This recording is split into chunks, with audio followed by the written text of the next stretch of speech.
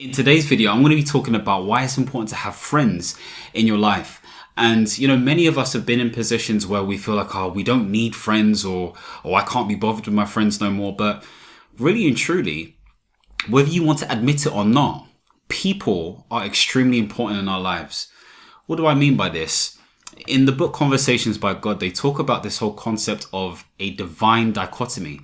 It basically means something happens and doesn't happen at the same time, making it divine, so to speak. So in this instance, we're basically saying that we need people and we don't need people at the same time. And this is where this whole saying I came up with that says, people make the difference whether we like it or not. And it's really that we like it or not situation or part that really gets you to think about it. Why may someone not like the fact that they need friends? Or even people for that matter? And that really stems down to a sense of ego or pride, or maybe feeling like actually you can do a better job. But in some capacity, whether you see it this way or not, we need people. And therefore we can't just discard people who we call our friends or who have been our friends for a certain period of time, or quality of time, should I say. So, really there are different people within history who have spoken about this. So Aristotle is a great example where he practically said that friends are an extension of ourselves. He was someone who really deeply understood the importance of having friends in our lives.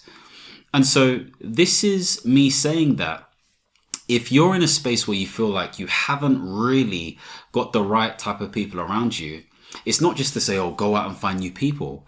Are there any relationships that you can really invest in? Okay, what do I mean by this?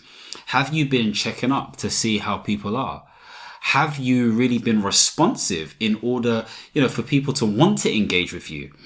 Are you doing anything interesting that enables people to, again, want to support you or encourage you or be around you? Do you have an energy about you? You don't even have to be extroverted, but do you have an energy about you that is inviting, okay, or warm? Some people have on their face that they don't want to talk to nobody, and maybe that may be the case, but you can't run away from this whole feeling of loneliness. And I always come back to this whole feeling of, I don't want to be in a situation where, 60, 70, 80, 90, I feel like I've got no one around me. Okay, some old codger just on my, walking stick, feeling sorry for myself. And the fact of the matter is, whether we like it or not, people die. People move away from us. People create and form new lives. And so we need to invest in relationships. It's been very clear in studies that show that the deeper we invest in relationships and the more we have that are quality, the longer we are likely to live. And so when it comes to friendships, it's important because it provides sustainability and longevity for your health. It contributes to really boosting good, positive, emotional factors that really help with your heart, sleep, regulation, and all these different things.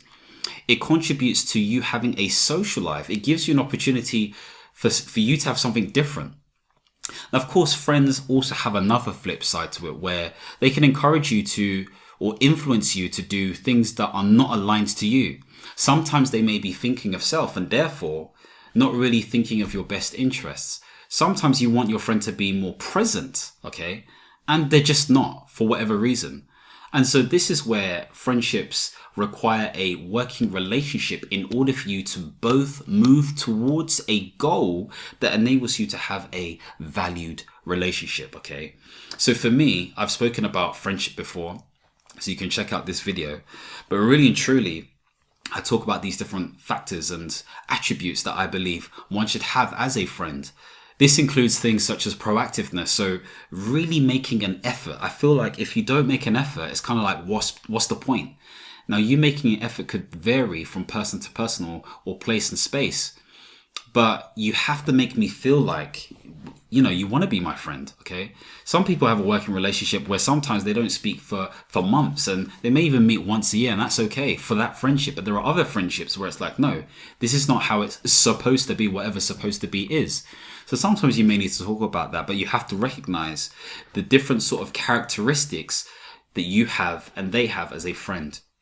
There is also this idea of responsiveness. So how quickly are they to respond? Now, they can't always respond to all your messages, especially in this day and age where there is so much going on, okay? There is so much going on in terms of notifications and, working and tech and all this kind of stuff there that's just all over the place. So you can't expect them to respond all the time. But the more responsive they are, the more likely you are going to recognize that actually they value you. They want to create time and space for you. There's also something about emotional intelligence. Are they able to empathetically understand you? Are they self-aware and aware of you as a person, how you respond and how they respond in different environments? Like, do they have that level of nuance, okay, perceptiveness or whatever it may be? Are they considerate, or do they just purely think about themselves? The other thing to think about is, do they have a level of ambition? Like, how ambitious are they as individuals? Do they want more, have more, and be more? What are they aiming to do? It doesn't even have to be big and grandiose, but sometimes they may want to just develop themselves or do something small for themselves. Maybe they even support you with your goals, okay?